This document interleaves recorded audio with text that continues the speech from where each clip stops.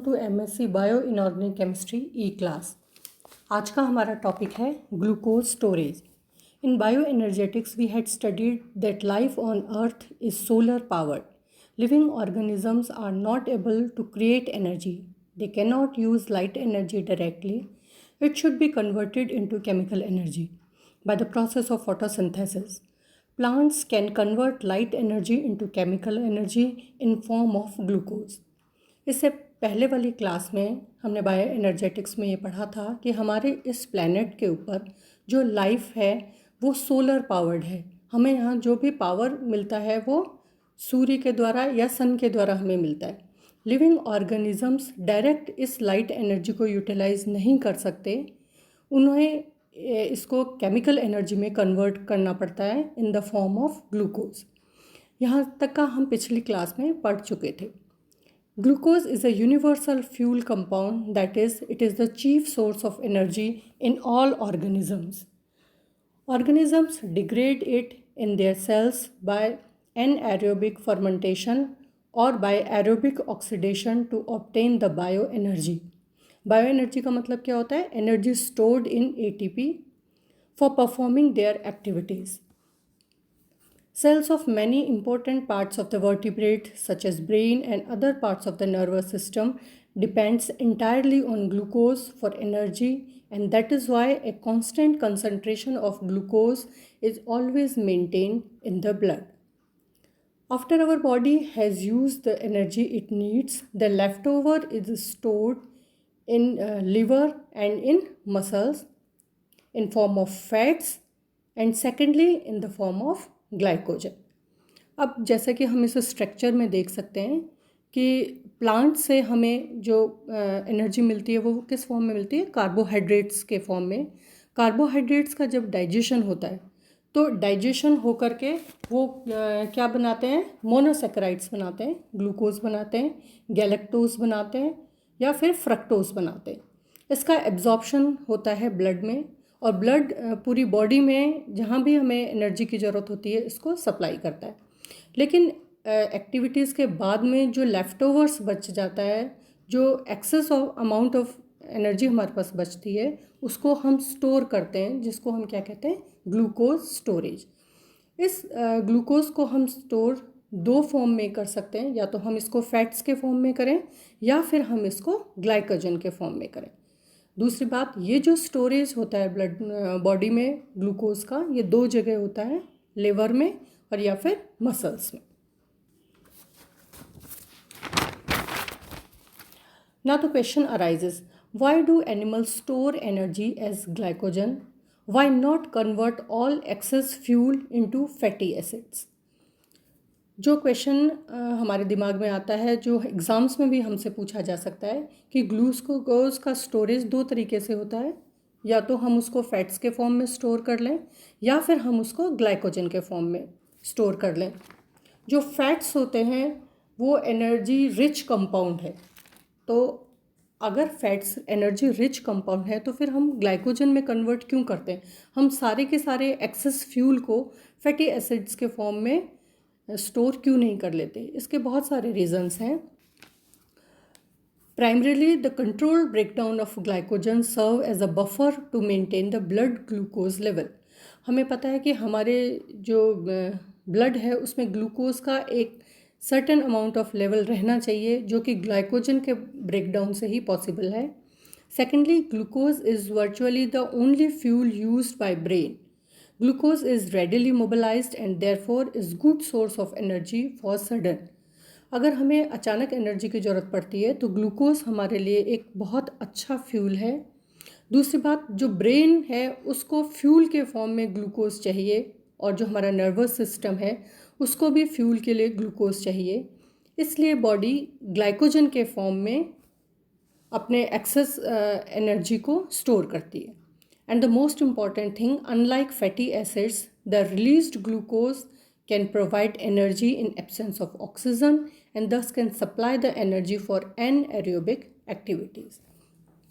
अब देखिए, जो सबसे इम्पॉर्टेंट चीज़ है कि हम फैटी एसिड्स के फॉर्म में ग्लूकोज को स्टोर नहीं करते, उसका इम्पॉर्टेंट रीज़न क्या है कि फैटी एसिड्स को ऑक्सीडेशन के लिए बहुत सारी ऑक्सीजन की ज़रूरत होती है, जबकि ग्लूकोज एनएरोबिक कंडीशंस में भी ऑक्सीडाइज हो सकता है। एनएरोबिक कंडीशन मतलब क्या हुआ? In the absence of oxygen.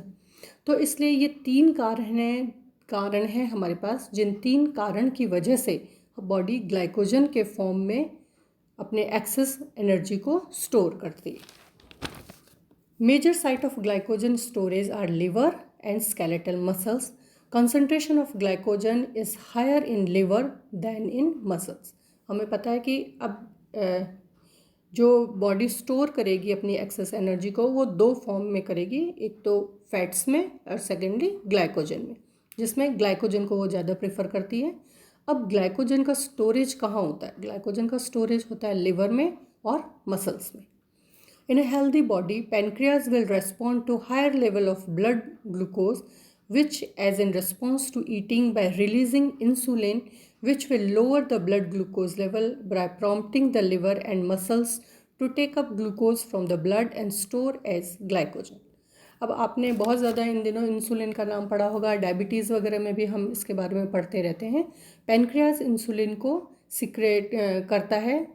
कब इंसुलिन आता है? जब भी हमारे ब्लड में ग्लूकोज का लेवल बढ़ जाता है तो पैनक्रियाज इंसुलिन को सीक्रेट करता है। इंसुलिन बॉडी को ये इंस्ट्रक्ट करता है कि ग्लूकोज को, जो भी एक्स्ट्रा ग्लूकोज हमारे ब्लड में है, उसको ग्लाइकोजन के फॉर्म में स्टोर कर दिया जाए।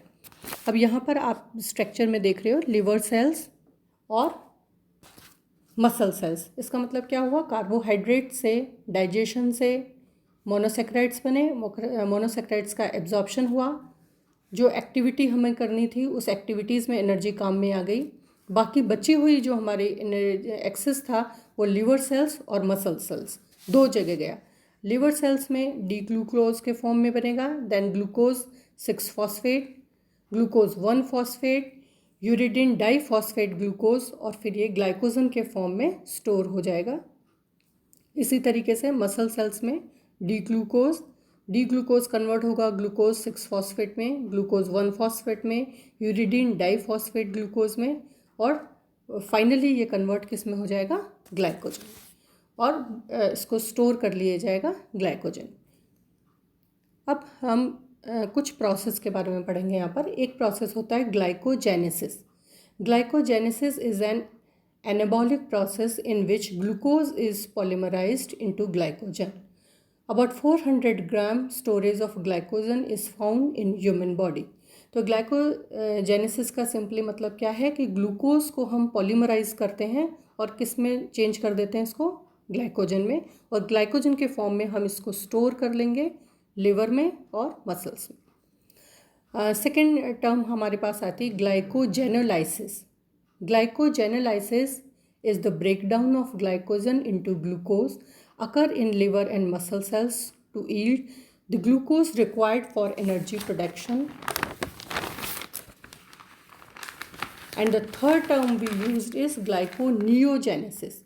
Glyconeogenesis is when diet is deficient in carbohydrates, glucose or glycogen is formed by non-carbohydrates compounds principally from the certain amino acids and the glycerol of triglycerides.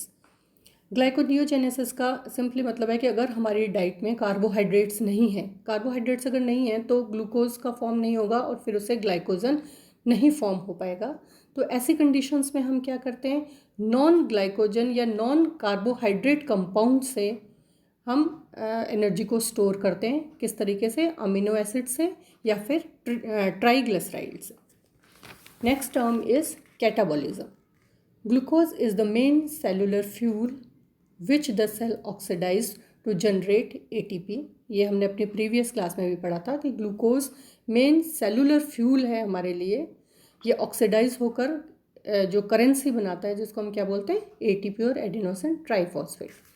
This energy yielding the oxidative breakdown to glucose is called catabolism or cellular respiration. It is a complex process and it is of 2 types. The first one is anaerobic, which occurs in absence of oxygen, and aerobic in the presence of oxygen. तो मतलब glucose का जो oxidation होता है वो दो तरीके से हो सकता है, ऑक्सीजन के प्रेजेंस में भी हो सकता है और ऑक्सीजन के एब्सेंस में भी हो जाएगा। और इस ऑक्सीडेशन से हमें क्या मिलेगा, इस ऑक्सीडेशन से हमें मिलेगा एटीपी। इस पूरे प्रोसेस को हम क्या बोलते हैं, कैटाबॉलिज्म। और एटीपी से हमको पता है हम फर्दर अपनी जितनी भी एक्टिविटीज़ होती हैं वो सारी एक्टिविटीज़ एटीपी के थ्रू करते हैं। तो एग्ज़ाम में हमारे जो क्वेश्चन आएगा ग्लूकोज स्टोरेज, तो उस पर हमको ये सारी चीज़ें कवर करनी है। तीनों प्रोसेस आपको कवर करने हैं, कैटाबॉलिज्म बताने हैं, ग्लूकोज की नीड क्यों होती है, हम इसको कहाँ स्टोर करते हैं, हम इसको ग्लाइकोजन के फॉर्म में ही स्टोर क्यों करते हैं, ये सारी चीज़ें कवर करते हुए आपको अपना क्वेश्चन अटेम्प्ट करना है। So that is all about the glucose storage. Thank you.